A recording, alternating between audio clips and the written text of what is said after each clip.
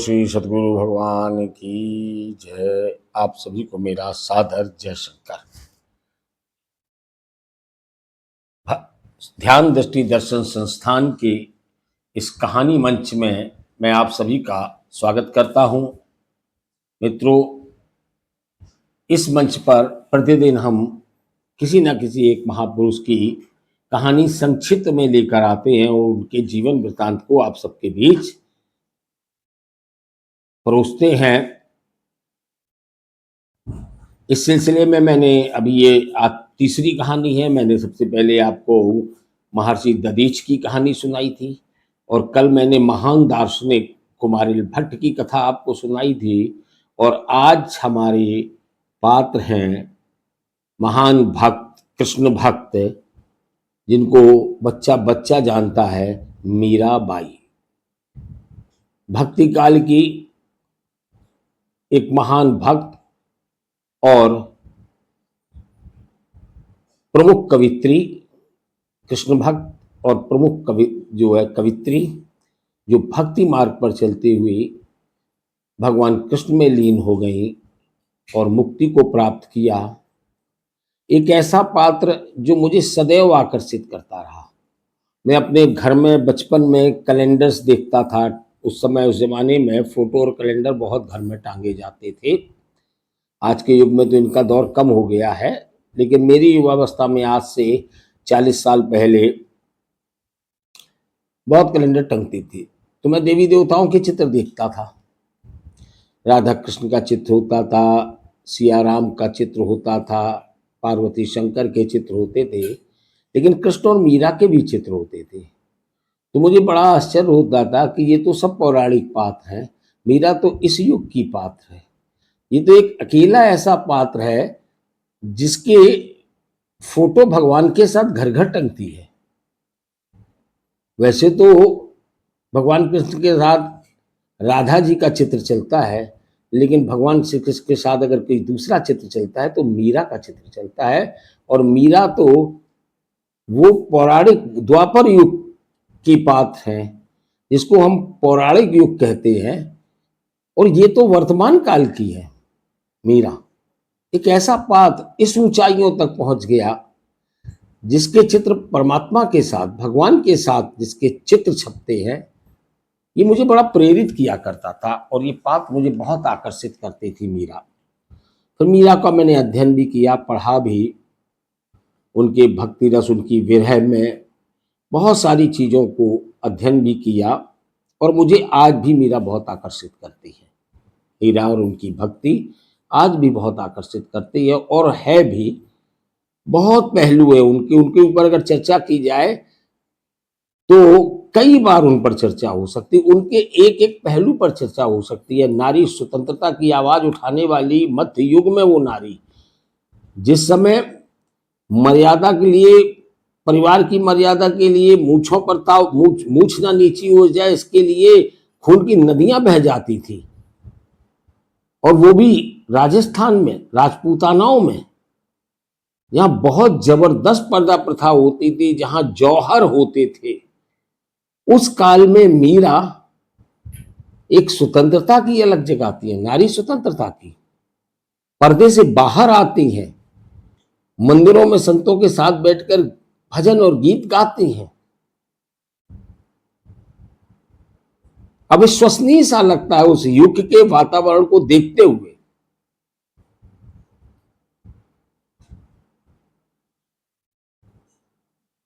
मैं जब चिंतन करता हूं तो मीरा को एक विरहिणी के रूप में हमेशा देखता हूं।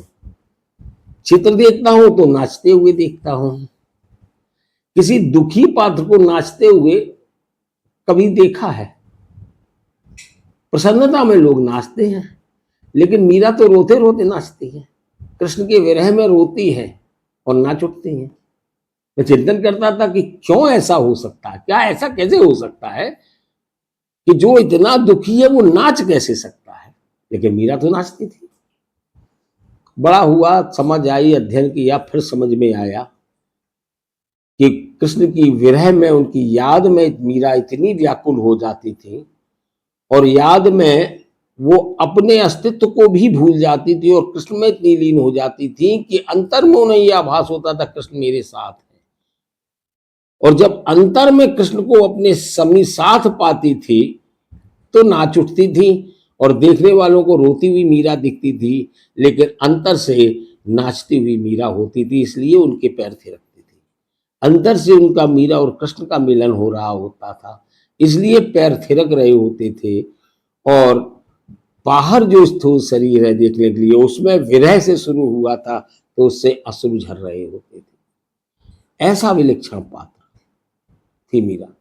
तो चलिए थोड़ी सी बात, जानते सब लोग हैं, लेकिन मैं इस पात्र पर चर्चा करना चाहता, तो उन पर, उस महान व्यक्तित्व पर चर्चा करना चाहता था, इसलिए मैं लेकर आया। सभी बच्चों को हाई स्कूल इंटर में मीरा पढ़ाई जाती है। मीरा की जीवन शैली भी लोग याद करते हैं, सब बच्चे याद करते, लेकिन फिर भी मैं बताना चाहूंगा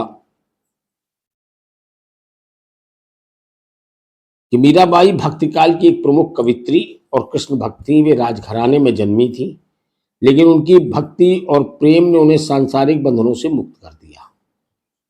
मीराबाई का जीवन संघर्ष, प्रेम, भक्ति और समर्पण का जीवन है। उनका जन्म 1498 ईस्वी में हुआ था,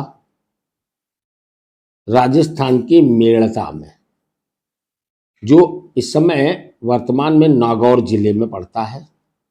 उनके पिता का नाम रतन सिंह था, रतन सिंह राठौर, एक योद्धा राजपूत थे। बताते हैं कि बचपन में ही किसी साधु ने, जब वो 4-5 साल की थी और वो कृष्ण भक्ति में लीन रहती थी, तो एक साधु उनके घर आए। कुछ लोग कहते कि रैदास जी ही थे, लेकिन मैं अभी तक ऐसा इसको कोई प्रमाण नहीं ढूंढ पाया। लेकिन वास्तव में एक साधु ने बचपन में उन्हें भगवान कृष्ण की एक प्रतिमा दे दी थी और कहा था यही तुम्हारे अपने हैं। तो कृष्ण, मीरा उन्हीं को अपना पति मानकर उस 4-5 वर्ष की अवस्था से ही उनसे प्रेम करने लगी। थोड़ी बड़ी हुई तो उनका विवाह हुआ, और उनका विवाह हुआ मेवाड़ के राणा महाराजा सांगा थे, राणा सांगा, उनके पुत्र महाराजा सांगा, सांगा जो उनके पुत्र थे, महाराजा सांगा के पुत्र राजकुमार भोज, भोजराज से उनका विवाह हुआ। लेकिन विवाह के बाद भी उनकी कृष्ण भक्ति जारी रही। वो भोजराज को भी अपना पति के रूप में नहीं स्वीकार करती, लेकिन भोजराज उनकी मना स्थिति को समझते थे, तो वो उनके साथ बड़े सहयोगी थे। लेकिन दुर्भाग्य कि उनकी भी मृत्यु जल्दी हो गई। अब उनकी मृत्यु के बाद मीरा जो है पूरी तरह से कृष्ण में डूब गई, कृष्ण की भक्ति में समर्पित हो गई। लेकिन उस जो मेवाड़ राजघराना था, वहां तो स्त्रियां, महारानियां बहुत पर्दे में रहा करती थी। आज भी राजस्थान में सबसे, पूरे देश में सबसे बड़े घूंघट राजस्थान में आज ही चलते हैं, इतने इतने घूंघट चलते हैं आज भी। जब पूरे देश में अब घूंघट की प्रथा लगभग समाप्त प्राय सी है, लेकिन राजस्थान में आज भी बड़े बड़े घूंघट की प्रथा है। स्त्रियां बड़े घूंघट डालती, वहां घूंघट के अंदर स्त्रियां रहा करती थी। और ऐसे में मीरा की ये स्वतंत्रता राजघराने को रास नहीं आ रही थी, लेकिन मीरा ने अपने उन मीरा को तो होश ही नहीं, वो तो कृष्ण में इतनी लीन थी कि उन्होंने विद्रोह कर दिया। वो विद्रोह भी एक इतिहास की अमूल्य धरोहर है नारी स्वतंत्रता की, कि आपकी मर्यादाओं के लिए, आपके रीति रिवाजों पर मैं अपने जीवन निछावर नहीं कर सकती। हमारा जीवन, मानव का जन्म मुक्ति प्राप्ति के लिए हुआ है। किन्हीं रीति रिवाजों, किन्हीं कारणों पर हम अपने उद्देश्य की बलि नहीं चढ़ा सकते, और मीरा ने विद्रोह किया। लेकिन उनके राज परिवार को ये बात रास नहीं आई कि उनकी राजकुमारी एक सन्यासियों का जीवन जिए और सार्वजनिक रूप से मंदिरों में जाए, साधु सन्यासियों के बीच उठे बैठे, नाचे गाए, भजन गाए और कृष्ण के भजन में लोग लीन हो जाए, नाचने लगे, ये उन्हें रास ही नहीं आ रहा था। उन्होंने मीरा को समझाने का, मना करने का बहुत प्रयास किया, लेकिन मीरा नहीं मानी। तो उन्हें सर्प से डसवाने का प्रयास किया, उनको जहर दिया, जहर देने का प्रयास किया। मीरा ने अपने भजनों में लिखा भी है, जहर का प्याला राणा जी ने भेजा, पीवत मीरा हांसी रे। कि राणा जी ने, जो उनके जेठ थे, उन्होंने जहर का प्याला भेजा और मीरा तो हंसकर पीती है, लेकिन भगवान कृष्ण की कृपा से वो हर बार बचती रही। कई बार उन्हें प्रताड़ित किया गया, लेकिन हर बार वो कृष्ण की कृपा से बचती रही। वो सांसारिक बंधनों को उन्होंने फिर त्याग दिया और कृष्ण की भक्ति में पूरी तरह समर्पित हो गई।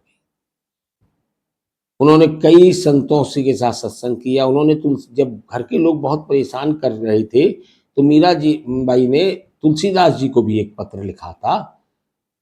वो पत्र तो मेरी किसी और डायरी में शायद नोट है, कभी किसी में बार उसका भी उठाऊंगा उस पत्र को भी, जिसमें उन्होंने उल्लेख दिया था, घर के स्वजन हमारे जेते देत उपाध बढ़ाई। तो इस प्रकार से उन्होंने अपने घर की सारी व्यथाएं अपनी लिखकर तुलसीदास जी को भेजी कि आप मुझे इसका निदान बताएं। तो तुलसीदास जी ने भी उन्हें जवाब लिखा था और उस जवाब में शायद, देखिए कहा वो प्रकरण अभी याद नहीं आ रहा और उसी की चर्चा आ गई। तो तुलसीदास जी ने शायद लिखा था उस पर, जाके प्रिय न राम बह देही, तजिए ताय कोट बैरी सम, यद्यपि परम स्नेही। तो तुलसीदास जी ने ये मीरा को सलाह दी कि जाके प्रिय न राम वैदेही, जिसको राम और वैदेही, राम और सीता यानी परमात्मा जिसका प्रिय नहीं है, तजिए ताई, उसको त्याग दो। तजिए ताई कोटि वैरी सम, करोड़ों शत्रुओं के समान उसका त्याग कर दो। यद्यपि परम स्नेही, चाहे वो कितना भी अपना स्नेही स्नेही प्रिय हो, लेकिन उसका त्याग कर दो। और मीरा ने उनका त्याग कर दिया, परिवार का त्याग कर दिया और संत रैदास जी को अपना गुरु बना लिया। और फिर वो निकल पड़ी, तमाम तीर्थों इथों में ध्यान करती रही, भजन करती रही, अपने गुरु सदगुरु संत रविदास जी की दी गई शिक्षाओं के आधार पर अपना जीवन जीती रही और वृंदावन, द्वारका, तमाम तीर्थ स्थानों पर भजन करती रही और कृष्ण की महिमा का प्रचार करती रही। उन्होंने बहुत सारे भजन लिखे, बहुत सारे पद लिखे और जो कि बहुत लोकप्रिय हैं। और अपने यहाँ हर क्लास में हिंदी साहित्य, हिंदी भाषा में, हिंदी साहित्य में वो पढ़ाए जाते हैं बच्चों को। बहुत सारे पद हैं, उनके पदों की भी एक श्रृंखला पर हम लोग काम करेंगे। और उनके भजन, उनके गहरे आध्यात्मिक प्रेम, भक्ति और समर्पण को दर्शाते हैं। मीरा ने हजारों भजन लिखे जिनके प्रमुख भाव श्रृंगार है, जिसमें प्रेम और विरह दोनों हैं और समर्पण है। जैसे कि पायो जी मैंने राम रतन धन पायो, वस्तु अमोलक दी मेरे सतगुरु, कृपा कर अपनायो। पायो जी मैंने राम नाम रतन धन पायो,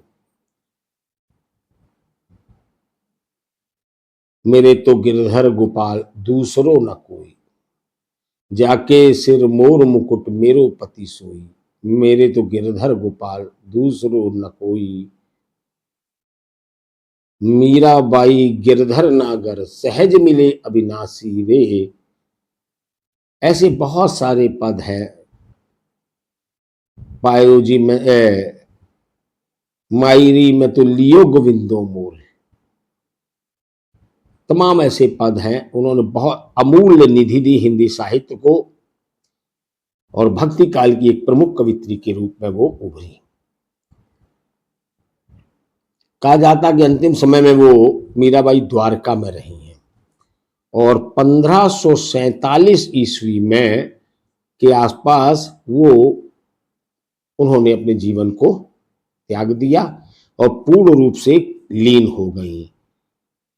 जन चर्चाओं में तो यही कहा जाता है कि वो द्वारका में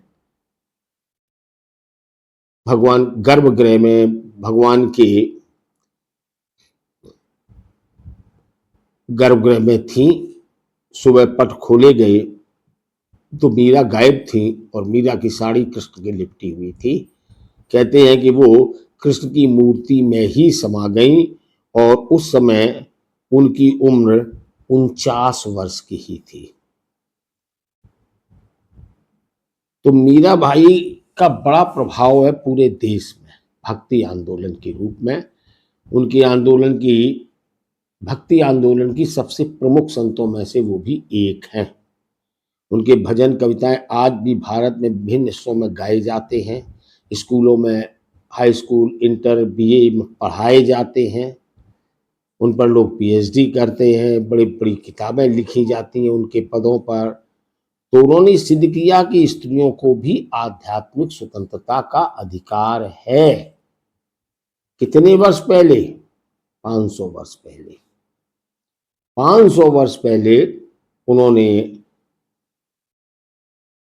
ये सिद्ध किया था कि स्त्रियों को भी आध्यात्मिक स्वतंत्रता का अधिकार है।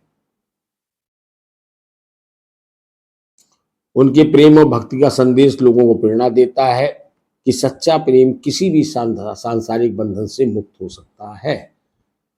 मीराबाई का जीवन प्रेम, त्याग, संघर्ष और भक्ति की एक अनुपम गाथा है। वे राजमहलों की सुविधाओं को छोड़कर कृष्ण की भक्ति में लीन हो गईं और उनके प्रति अपनी अनन्य श्रद्धा को पूरी दुनिया के सामने प्रकट किया। उनका संदेश यह है कि सच्चा प्रेम और भक्ति किसी भी सांसारिक बंधन से ऊपर होती है। इन्हीं शब्दों के साथ उस महान भक्त को प्रणाम करते हैं और आप सबसे भी अनुरोध करते हैं कि मीरा के जीवन का अध्ययन करिए, मीरा के पदों का अध्ययन करिए और हम उनको आज याद करते हैं। इसी के साथ आपको सादर जय शंकर।